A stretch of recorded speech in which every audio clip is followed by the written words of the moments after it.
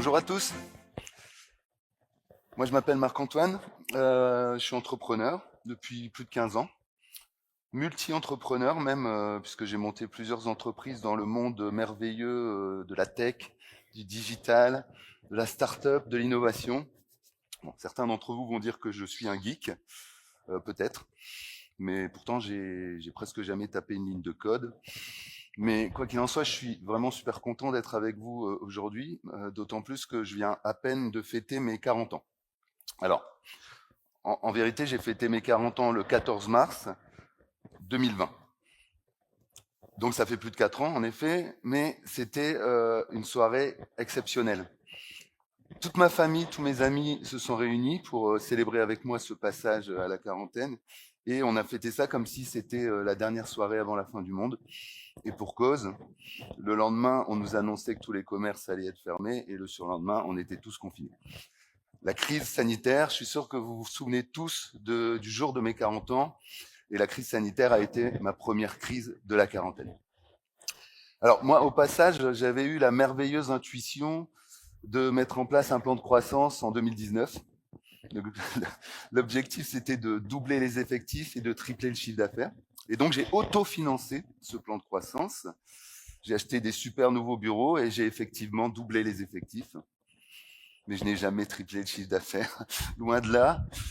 Donc, crise de croissance dans un contexte de crise économique post-crise sanitaire. Voilà, ça commence à faire beaucoup de crises de la quarantaine. Et fin 2022, déjà bien amoché par ces crises de jeunes vieux qui s'accumulent, est arrivée un peu la cerise sur le gâteau de mon anniversaire, ma dernière crise de la quarantaine, ChatGPT. Alors, franchement, comment cette espèce de prosonomasie d'un animal de compagnie qui a des flatulences, donc prosonomasie, si vous ne savez pas ce que ça veut dire, demandez à ChatGPT, comment cette espèce de prosonomasie d'un animal de compagnie qui a des flatulences a-t-il pu à ce point générer chez moi une espèce de crise existentielle par rapport à mon métier du numérique? Parce que c'est vrai, l'intelligence artificielle, le dernier petit point à cette troisième révolution digitale, a des impacts rapides, profonds, spectaculaires sur la société. Et c'est vrai que ça fait un peu peur. Il faut dire que grâce à cette merveilleuse industrie du numérique, déjà les entreprises se sont fait uberiser. La réalité est devenue virtuelle et maintenant l'intelligence devient artificielle. Tout ça n'est pas de la science-fiction. Pourtant, on a tous l'impression un peu d'être dans un film en ce moment. Et c'est vrai que tout ça m'a fait douter de la nature intrinsèque de ce secteur du numérique auquel j'ai dédié ma carrière professionnelle. Et pourtant, les amis, j'ai envie de vous dire que ce minou ballonné de ChatGPT, peut-être qu'il m'a sauvé.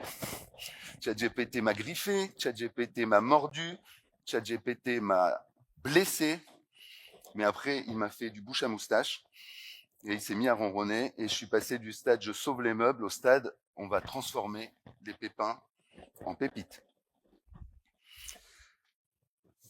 En fait, ce chat, il m'a rappelé que ce qui m'a toujours animé dans ce métier de la technologie, c'est de mettre notre incroyable capacité d'innovation au service de la création de nouveaux modèles, de nouveaux usages qui ont du sens et qui ont de l'impact. C'est l'innovation positive. Ce chat, il m'a rappelé que le problème, finalement, ne vient jamais du progrès technologique, mais bien de ce que l'homme décide d'en faire et de ce que nos entreprises décident d'en faire.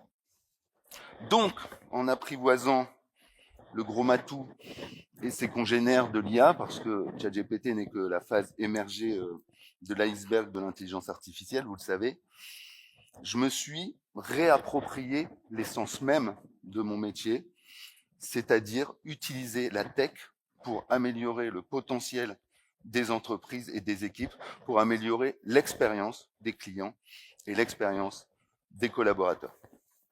Et aujourd'hui, je peux affirmer devant vous, sans posture, que oui, l'intelligence artificielle peut vraiment aider les humains au quotidien. Et que vos entreprises, en ne se contentant pas d'apprendre à prompter, en ne se contentant pas de la technologie, mais avec des bons diagnostics, avec une bonne stratégie, avec des bons cas d'usage, vos entreprises peuvent faire des avancées spectaculaires, des avancées positives grâce au potentiel de cette technologie. Vous avez compris? Je pense qu'il est temps qu'on s'approprie cette technologie, malgré nos peurs, et ces peurs, je les ai partagées. Et il est temps de s'en servir pour offrir le meilleur de ce que ça peut apporter à nos clients et à nos équipes. Parce que sans l'humain, sans nos équipes, l'intelligence artificielle ne peut pas faire grand-chose, et même elle ne sert à rien. N'oublions pas que ce n'est qu'un chat. Hein. Alors, après toutes ces crises de la quarantaine, moi j'ai en partie réinventé mon métier grâce à l'intelligence artificielle, et j'avais vraiment envie de partager ça avec vous, cet effet waouh. Donc si vous cherchez un dompteur d'IA, je serais ravi d'en parler avec vous par la suite. Moi, ce qui m'a vraiment permis de passer le cap, c'est de remettre le sens devant la technologie.